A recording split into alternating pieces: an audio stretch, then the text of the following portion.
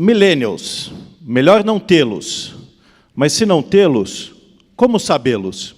A raiz da questão da nossa apresentação de hoje envolve justamente duas coisas que caminham juntas. A educação que os millennials tiveram e o comportamento cognitivo derivado justamente da forma pela qual eles foram criados pelos seus pais.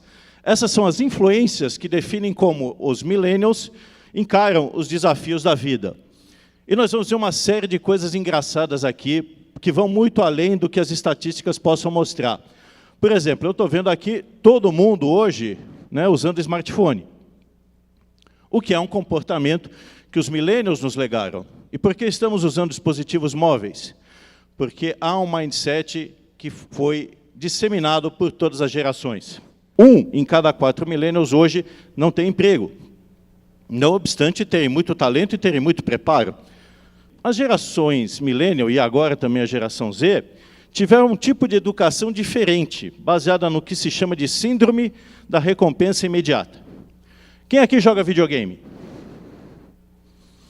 Bom, quem joga videogame certamente sabe que, quando passa de fase, né, ganha uma recompensa. Né? Ou seja, ele ganha mais vidas ou ganha qualquer tipo de benefício para que ele possa jogar com mais capacidade nas fases posteriores. Esta síndrome faz com que eles acabem usando a própria ideia da tecnologia, a própria velocidade com que a informação se dissemina, no seu próprio comportamento. Eles gostam de que as coisas aconteçam rápido. Mas, enfim, por que eles mudam tudo? Por que o millennial tem o M da mudança? Algumas reflexões. Primeiro, eles terceirizam a educação e a visão do mundo do Google para o Google e para as redes. Ou seja, eu consigo ver o mundo de uma forma muito rápida, filtrando meu conhecimento por algoritmos. A regra é não ter regra. Ok? Então não tem dress code, tá? Não tem o horário 9 às 6, ok? Não tem uma horinha de almoço, né? E de preferência, cara, não me incomodem no meu local de trabalho, nem que seja na minha baia. Então, se eu quiser levar um puff do Super-Homem, eu vou ficar com o puff do Super-Homem, ok? E vocês têm nada a ver com isso. Não por acaso, eles são entendidos como super mimados, porque eles tiveram acesso ao quarto. O quarto era o reino deles. E no quarto eles tinham tudo isso, inclusive o puff do Super-Homem. Por que não levar o puff do Super-Homem para o trabalho? Né? Ou o pet. São super conectados? Evidentemente, hoje todos somos. Eles querem experiência.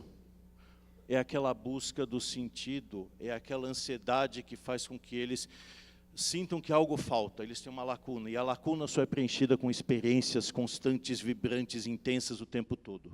As pessoas, de maneira geral, reagem mal à autoridade, os millennials reagem mal à autoridade, mas reagem bem à tecnologia, e a tecnologia que faz com que eles se sintam impacientes.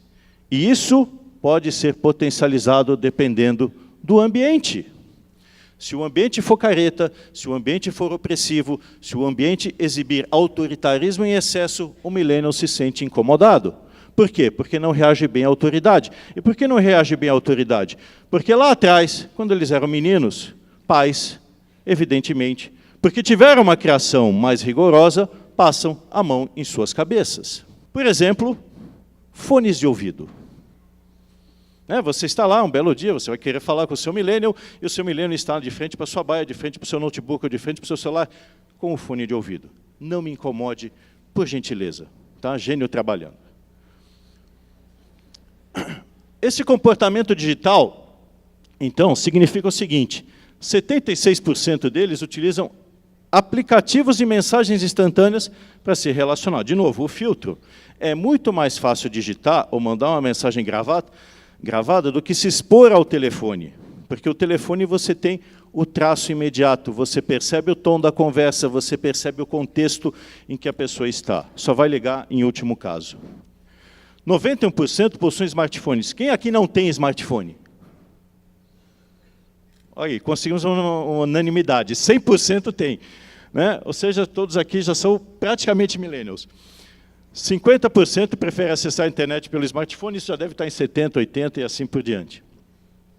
Aqui mais estatísticas, ou seja, Gostam de apps de armazenamentos, né? Assistem filmes e shows com aplicativos, 87% vê YouTube. Quem aqui vê YouTube? O pessoal é mais gente, vai. É mais gente. Tá? Não se escondam.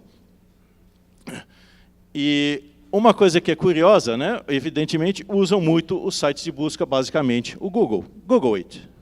Disso, a gente pode concluir que nós podemos ter empresas de sucesso, mas pessoas infelizes lá dentro. E a consequência desse paradoxo é justamente um grande número de empresas criadas por millennials. Se eu não estou bem na organização que eu estou, o que eu faço? Crio uma, uai. E aí com todos os puffs é que eu tenho direito. Ok, vocês querem compartilhar tudo, mas como é que eu sustento uma economia compartilhando tudo? Se eu compartilho tudo, não preciso comprar coisa nova. Né? E hoje existem, por exemplo, moradias compartilhadas, carros compartilhados, né? Ferros de passar compartilhados. Caramba, como é que a gente sustenta uma economia baseada em produção de um jeito que é compartilhado?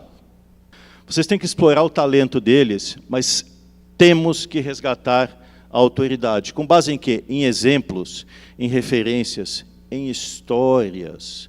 Nossas histórias são valorosas para eles. E nós não contamos as nossas histórias. As nossas empresas são dissociadas de seu passado, e isso faz com que elas percam o sentido para essa geração. E isso envolve também, claro, uma certa disciplina. Você quer falar com ele, quer usar o fone de ouvido? Legal. Dá um tapinha e fala, pô, podemos conversar agora e tal. Conversar, e conversar, e conversar. Fundamentalmente, mostrem liderança. E aqui nós temos 4 exemplos de líderes que, de certa forma, são inspiradores, cada qual à sua maneira, mas que conseguiram embutir nessa geração um senso de propósito. E mais do que isso, um senso absoluto de quase fanatismo. No caso da Apple, né? O pessoal que usa a Apple é absolutamente fanático e não troca a marca por nada. Todo o processo que a gente vive nesse país, o mal-estar que a gente sente hoje, nasceu como uma manifestação millennial em 2013. Lembrem-se, já tem 4 anos. Esse mal-estar, quando os millennials foram para a rua, né, e de uma maneira bastante reverente subiram no topo do Congresso Nacional, mostraram para nós que o gigante precisava acordar e não podia mais aceitar as coisas como elas são. O que querem os millennials, então?